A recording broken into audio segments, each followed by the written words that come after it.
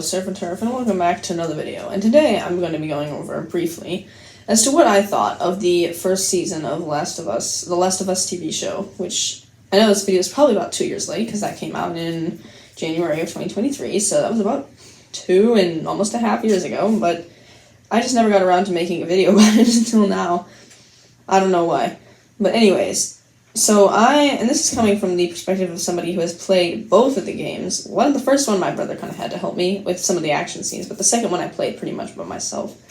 You know, I'm interesting as a video game player. Anyways, so as for a few things I'll be going over, the first thing is similarity to the actual gameplay. Now, I understand that TV shows about games aren't supposed to match it perfectly, but I think that there should be some similarities. So first off, it was fairly similar in plot. Like, it didn't diverge too much from the plot, because if you diverge so much from the plot of a game to make a show, it's not a good sign.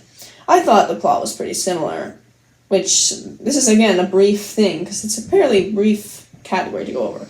Another thing is acting. Now, I thought the acting was pretty good on all of their parts.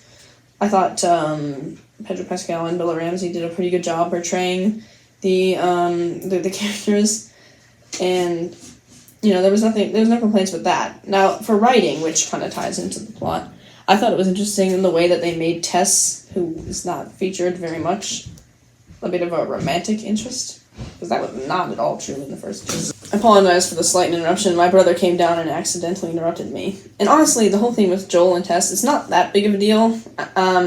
It's not really a complaint as to how they changed the plot, because pretty much my only complaints with the show is just a few things that were kind of cringy, but if I'm being honest, like every game, there's always cringy moments, so it's not like they didn't get it from The Last of Us, so I guess I don't really have many complaints. It's a good show, and I would recommend watching it. I would say, I'm kind of expressing these things, so I don't mean to be doing that, but just for some specific things, I would say as a rating, I would say a 7.5 out of 10, 8 out of 10.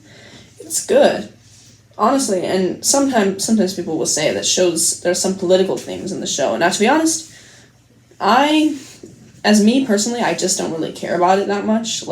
I'll be watching a show and I'll see a political thing, and whether I disagree with it or not, I'm like, okay, cool. And I try to move it about. Now, I recognize, I move along with watching the show, and I just try to focus on the plot and the characters and stuff. Now, I understand that not everyone's like that, and I get that. But, in my opinion, it wasn't too bad for anyone who, even if you agree with the political message in the show, or you don't, I wouldn't say it was that bad. I'm sorry I had to cut the video again. I screwed up trying to make the outro. But, anyways, I hope that you enjoyed that video, and I hope that you found it informative as to whether or not to watch The Last of Us Season 1. It's available on HBO Max, by the way. And I hope that you all have a great rest of your day and a great week. And thank you so much for watching, and make sure to subscribe, and turn on the notifications if you want. Bye!